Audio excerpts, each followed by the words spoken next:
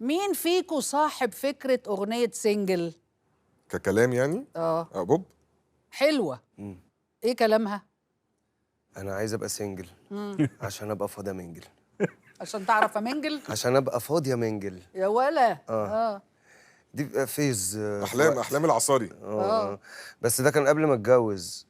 يعني انا كنت متجوز اصلا برضو تاني قبلها. وهي مش شرط تكون عليا، يعني هي بتتكلم عن لا مش عليك، ما انت اتجوزت بعد ما غنيت. يعني دايما اي حد مرتبط بيجيله في وقت كده خلاص، يعني مش شرط يبقى هيعمل كده، بس هو عايز، هو ما قالش انا عايز ابقى سنجل ابقى فاضي منجل.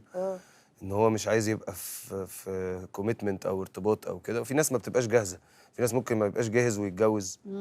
ده بيبقى كل يوم بيصحى يعني هي تكئة، يعني شباب كتير هي كسرت الدنيا طبعا، وشباب كتير اتلكك او شافها. لا انا مش بشجع ان الناس تبقى سنجل، يعني مش ده الهدف. حر بقى. كل واحد حر، يبقى سنجل يبقى منجل يبقى فنجل، هو براحته يعني.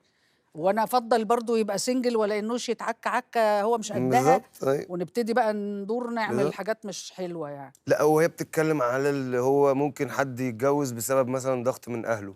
طبعا. فاهمه قصدي؟ هي في الاغنيه بتقول كده ان هو يبقى حد قاعد في زياره ومش عارف ايه، وفي شباب بيبقوا طيبين فعلا وبيلاقي نفسه ان هو محتاج ان هو يتجوز عشان يثبت ان هو شاطر مثلا في العيله، او يثبت ان هو ده مش عارف مين. انا يعني يبقى اهله هيبقوا فخورين بيه اكتر. لا وبيجي بعدها هنشوف لك بيبي امتى بالظبط، فيجيب بيبي بقى عايزه اشوف لك بيبي قبل ما اموت.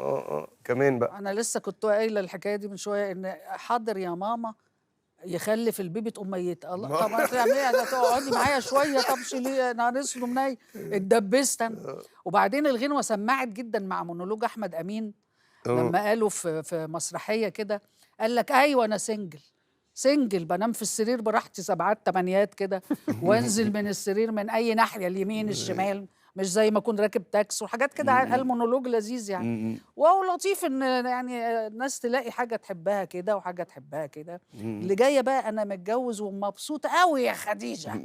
لا انا عامل عروستي بقى. قعدلنا. انا في عامل عروستي اغنيه للجواز بنغنيها في الافراح على طول. والله. طب كويس. داخله العروسه ماما رقعت زغروطه. والله.